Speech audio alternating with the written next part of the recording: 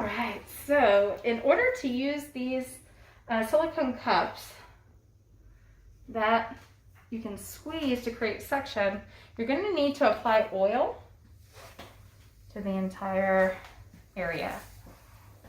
So once we do this, myofascial release, myofascial stretching is over.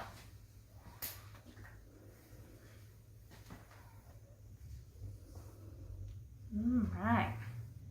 So we're going to take these little cups and we're going to slide it on the skin, and we're going to create a little bit of suction. We're going to drag. So these typically don't leave the big octopus like markings on the body like Michael Phelps. But if you were to leave it in one place for a long period of time, they could.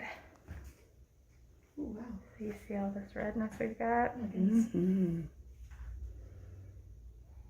This is what you get from PT 3 times a week. Mm-hmm. No massage. This also affects that whole thoracolumbar fascia. So we've got all this reddening here. Now her body gets the hyperemia really quickly. So I read, even when I did the hands without the DISM, I saw a very quick reddening. Is that something you've had other people mention? It's normal. Okay. I mean, you can touch my skin and you'll have a fingerprint in about 5 minutes. Yep. So you've got, and funny, in myofascial release and structural bodywork, Rolfing, anatomy trains, we call this particular series the back stripe.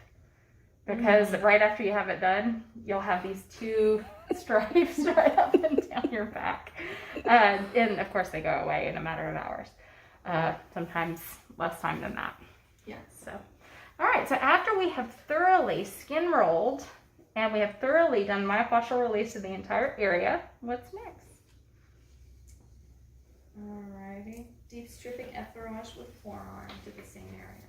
All right, so we're going to target the longissimus first.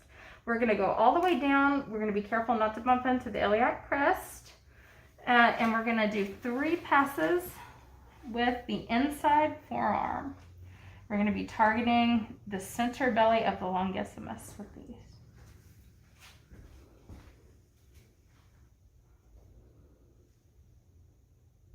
It should take you about a minute to get all the way down the back.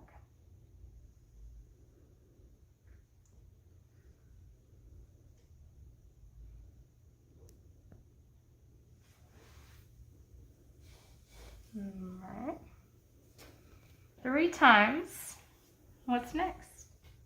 Alright, after that, deep stripping effleurage with fingers or thumbs, specifically to the lateral fibers of Iliocostalis thoracus, where most trigger points are harbored and overlooked.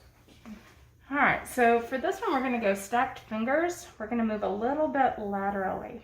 Once we get to the mid-thoracic, about T12, we're going to find ourselves a little bit laterally, and you'll be able to feel the iliocostalis. We don't want to kerplunk down each one of the ribs, so we don't want to be too far out laterally. But we want to either use stacked fingers or an open fist or thumb to get more specific. Real slow, all the way down to the iliac crest.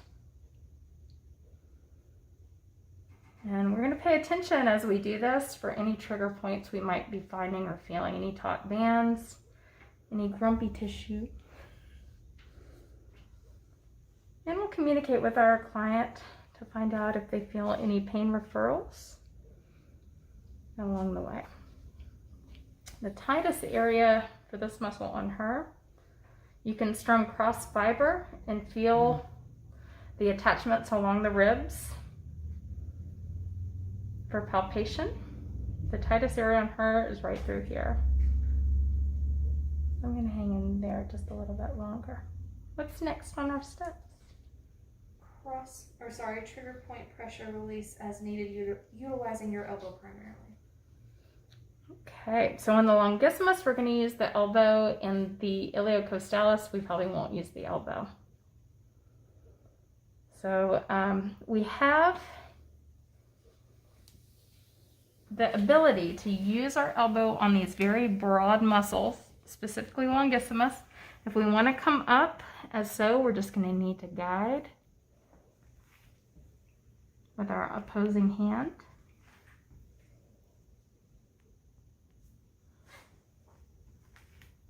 As we slowly make our way down the back. So when we talk about elbow, we either mean this or a forearm elbow, which is going to be more like that, without coming directly up onto the electron process. We don't want to use this as our treatment tool. So when we say elbow, sometimes people think, Yeah. No. Ouchies. Yeah.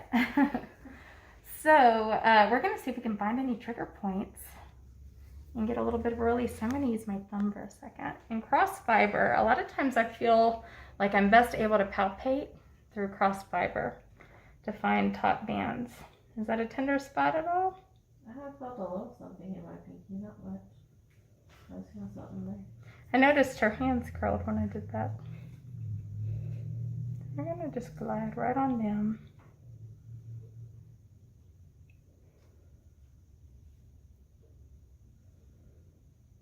So the iliocostalis trigger points, typically, if they have an active one, are going to be between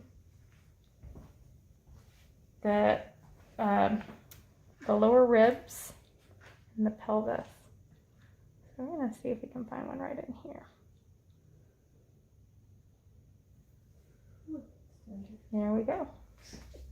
All right, so we're going to hang out there for just a second. We can use stacked thumb pressure. Will you let me know when it gets to a mild discomfort if it's not already?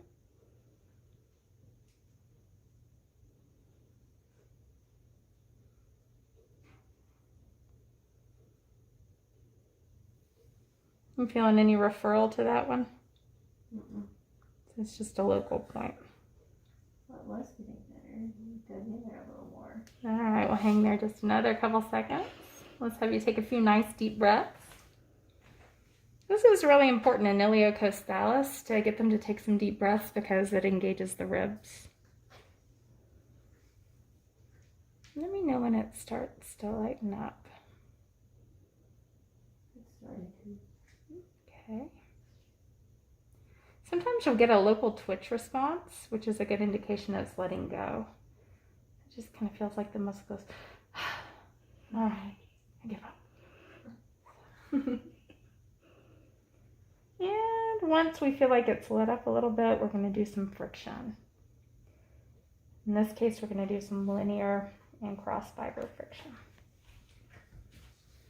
We might explore around a little bit and see if we feel anything else in this muscle before moving on.